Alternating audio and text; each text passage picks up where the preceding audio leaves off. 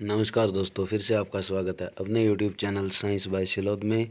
फिर से हम सरस्वती माता का और परम पिता परमात्मा का आशीर्वाद लेकर वीडियो स्टार्ट करते हैं। बच्चों, आज की वीडियो का हमारा पहला क्वेश्चन है, कार्य का मात्रक क्या है। तो वैसे कार्य का मात्रक क्या होता है बच्चों? जूल। तो जिसको डिनोट किससे किया जाता है? जे से। कार्य और ऊर्जा का मात्रक दोनों का एक ही होता है बच्चों, क्या? जूल। तो ऊर्जा का अगर मात्रक पूछे आपसे तो वो भी क्या है? जूल। यहाँ पर एक रिलेशन याद रखना है, कार्य को किससे लिखा जाता है? W बराबर F/S। यानी F क्या होता है आपके पास? फोर्स। S क्या होता है? डिस्प्लेसमेंट। यानी आपके पास बल गुणा विस्थापन। ये किसको डिनोट करता है? कार्य को। और कार्य का समीकरण कैसे लिखा जाता है? कोणीय Fs कोस थीटा। ये भी याद रखोगे आप। कार्य तीनों तरह का हो सकता है बच्चों। कार्य आपका धनात्मक, ऋणात्मक और क्या हो सकता है? शून्य। धनात्मक कब होगा? जब थीटा का मान न्यून कोण हो, याद रखना। और ऋणात्मक कब होता है? जब थीटा का मान अधिक कोण हो। और जीरो कब होता है? जब आपके पास थीटा का मान सम कोण हो। ये तीनों चीज़ें अच्छे से याद रख लेना कार्य के लिए। चलिए नेक्स्ट क्वेश्चन हमारे पास, दाब का मात्रक है। तो आपके पास प्रेशर क्या होता है बच्चों? Force per unit area. तो ये हमारे पास क्या होता है? दाब। तो दाब का इकाई मात्रक क्या होता है? पास्कल। क्लियर। चलिए नेक्स्ट क्वेश्चन, प्रकाश वर्ष इकाई है किसकी? तो प्रकाश वर्ष इकाई यानी एक प्रकाश में तय की गई दूरी, वो क्या होती है? प्रकाश वर्ष। तो दूरी की इकाई मात्रक है। चलिए पार्शिक इकाई है किसकी? ये भी की इकाई किसकी होती है? दूरी की होती है। दोनों इकाइयाँ दूरी की है, पार्शिक और लाइट ईयर। क्लियर। चलिए नेक्स्ट क्वेश्चन, निम्नलिखित में से कौन सा मात्रक नहीं है? तो निम्नलिखित में से कौन सा मात्रक नहीं है? तो चंद्रमहा ये आपका मात्रक नहीं है। क्लियर। चलिए नेक्स्ट, मात्रकों की अंतर्राष्ट्रीय पद्धति कब लागू की गई? तो 1971 में लागू की गई।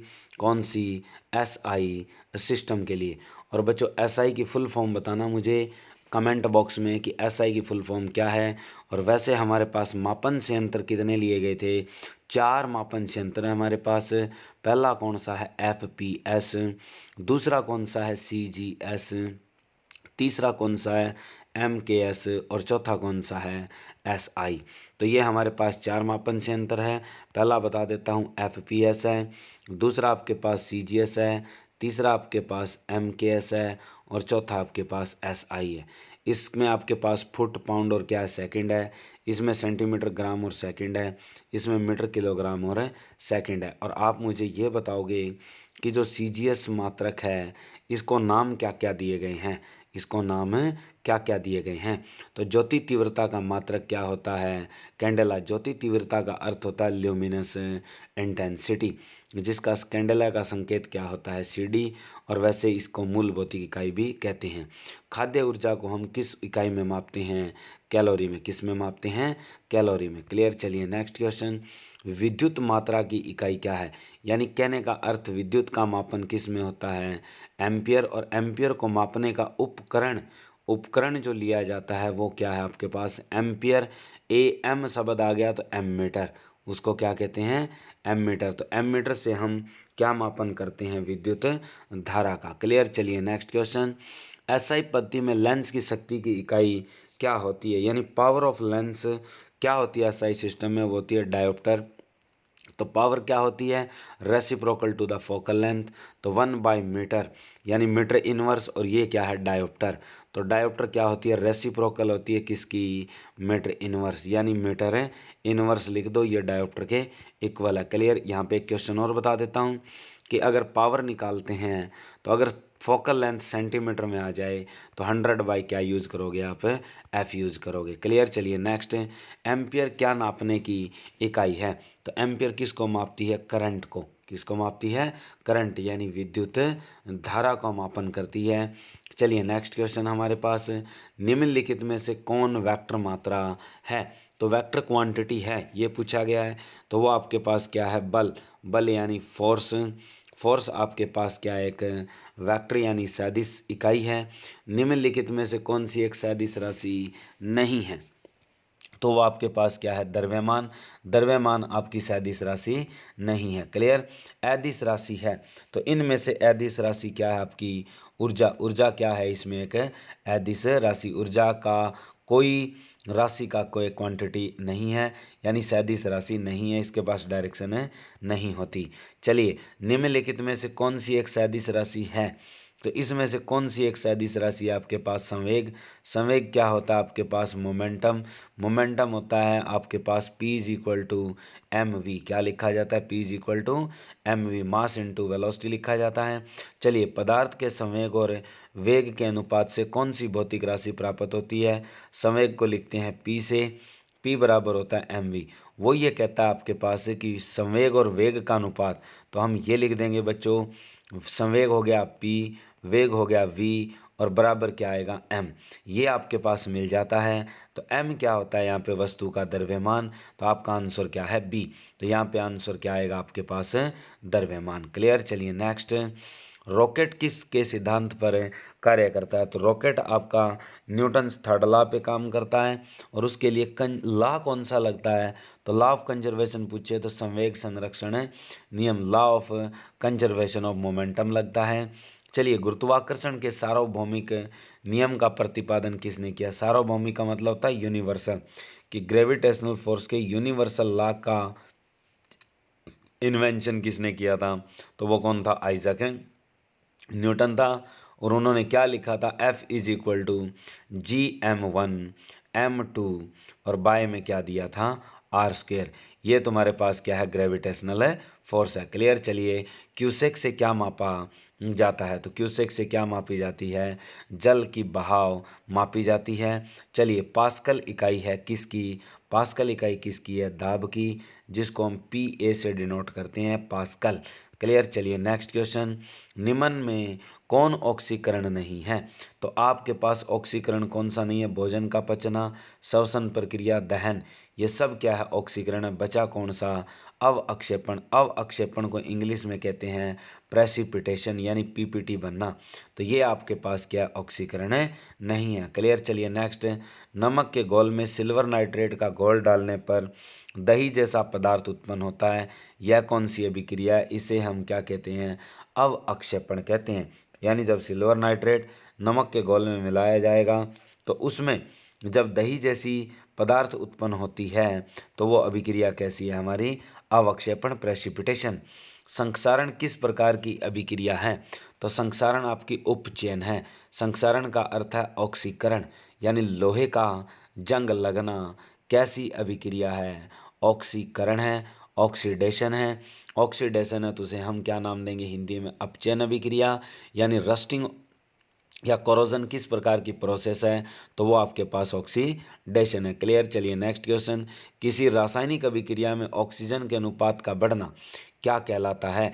यानी एक केमिकल प्रोसेस में अगर क्वांटिटी ऑफ ऑक्सीजन इंक्रीज हो जाए, यानी रेशियो ऑफ ऑक्सीजन इंक्रीज हो जाए, तो उसे हम क्या कहते हैं, उपचयन। क्या कहते हैं, उपचयन। उपचयन का अर्थ इंग्लिश में लिख लें तो ऑक्सीडेशन। क्या होता है, ऑक्सीडेशन, और हिंदी में दूसरा नाम है ऑक्सीकरण। चलिए, निम्न में से कौन सी अभिक्रियाओं के युग्म हमेशा साथ साथ होते हैं, यानी pair of which reactions be with quantity, यानी एक साथ साथ होने का मतलब इक्विटी में रहते हैं, तो वो आपके पास उदासीनीकरण और किस में होते हैं, विस्थापन। उदासीनी अभिकरण अभिक्रिया, और क्या है, विस्थापन अभिक्रिया। यानी इसका अर्थ है कि बदलने वाला उसके साथ ही रहता है। यानी उदासीनीकरण में जैसे H+ और OH- एक साथ हो जाएगा युग्म और पानी बन जाएगा।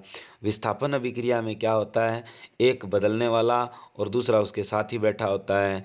ये प्रोसेस क्या कहलाती है, डिस्प्लेसमेंट। चलिए, इसका एक एग्जांपल दे देता हूँ। जैसे आपके पास क्या है कि जिंक और प्लस क्या आ जाए, कॉपर सल्फेट। अब ये देखो, जो बदलने वाले युग्म है वो एक साथ बैठे हैं, यानी जिंक और क्या है, कॉपर। ये हमारे पास विस्थापन अभिक्रिया है।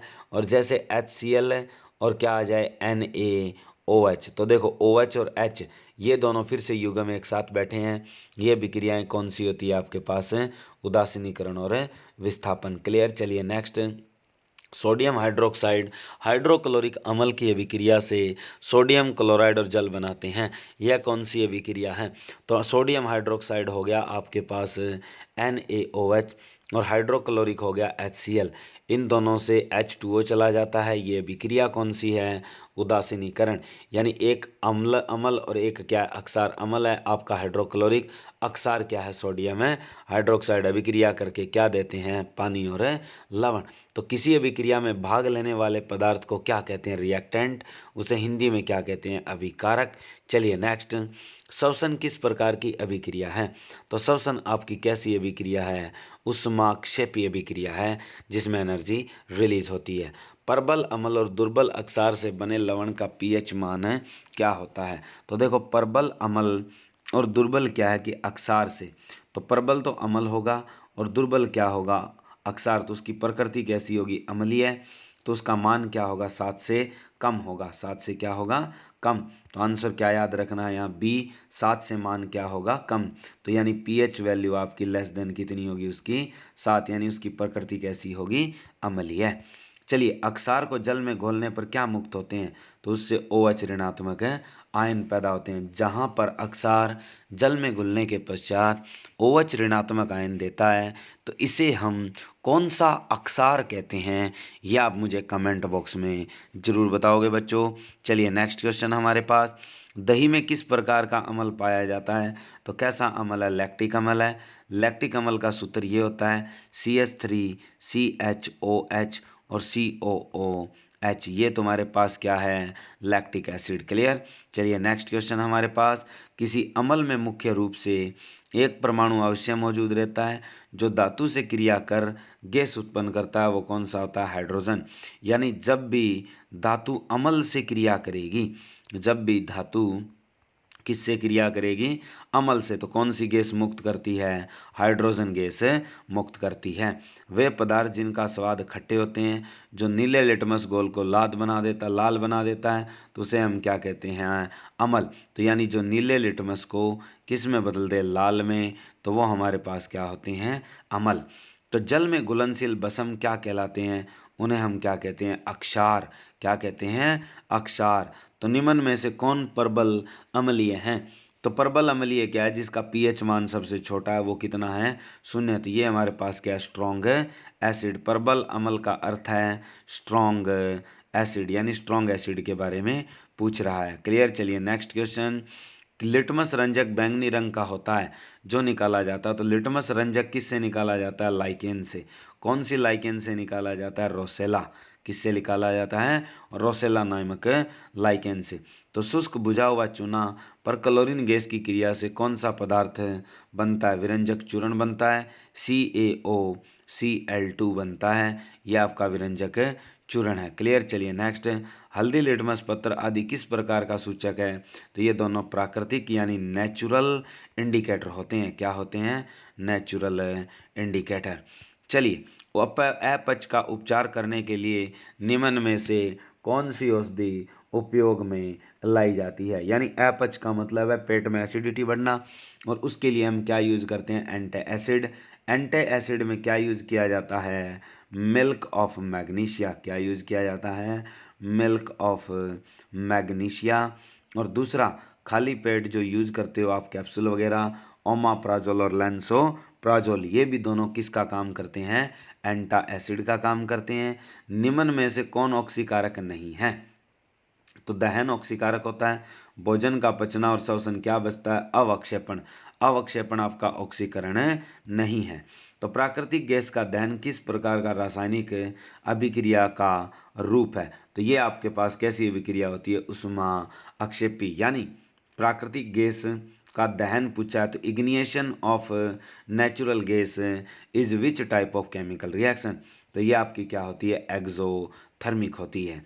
चलिए, कॉपर का चूर्ण है यानी कॉपर पाउडर है, heating in air and layer of copper oxide be deposit is which type of colour? यानी जो कलर होगा उस लेयर का, जो कॉपर की सतह पर डिपॉजिट हो जाएगी, किसके बाद? गर्म करने के बाद वो काली परत होती है किसकी? कॉपर ऑक्साइड की। साग सब्जियों का विघटित होकर कंपोस्ट बनना किस अभिक्रिया का उदाहरण है? तो ये भी क्या होती है? उसमें अक्षेपी होती है। चलिए नेक्स्ट क्वेश्चन, सोडियम हाइड्रोक्साइड का पीएच मान लगभग होता है। तो सोडियम हाइड्रोक्साइड क्या होता है बच्चों? वैसे अक्षार होता है। और कैसा अक्षार होता है ये? प्रबल अक्षार होता है, तो जिसका पीएच मान कहाँ तक होगा? 14 तक होगा। चलिए, किसी उदासीन विलयन का पीएच मान कितना होता है? जब कोई उदास होता है तो उसका क्या दिया जाता है? 7 दिया जाता है। तो 7 का मतलब 7 क्या होता है? 7। तो पीएच वैल्यू कितनी आएगी? 7। इमली में कौन सा अम्ल होता है? Tartaric acid. कौन सा होता है? Tartaric acid. क्लियर। चलिए नेक्स्ट, उपचयन और अपचयन अभिक्रिया एक साथ जहां हो उसे क्या कहते हैं? रेडॉक्स अभिक्रिया यानी रेडॉक्स रिएक्शन कहते हैं। क्लियर। चलिए नेक्स्ट क्वेश्चन, दानेदार दस्ता पर तनु सल्फ्यूरिक अम्ल डालने पर कौन सी गैस उत्सर्जित होती है? तो देखो, सल्फ्यूरिक अम्ल आ जाए और जस्ता क्या है? धातु। तो धातु पर जैसे ही सल्फ्यूरिक अम्ल डालोगे तो कौन सी गैस पैदा होती है? हाइड्रोजन गैस पैदा होती है। कौन सी होती है? Hydrogen gas. लिख देते हैं इसकी रिएक्शन। जैसे मान लो ये जिंक है, जिंक पर आप क्या डाल रहे हो? H2SO4। तो आपको रिएक्शन मिलेगी ZnSO4 और प्लस क्या मिलेगी? हाइड्रोजन गैस बुलबुले के रूप में।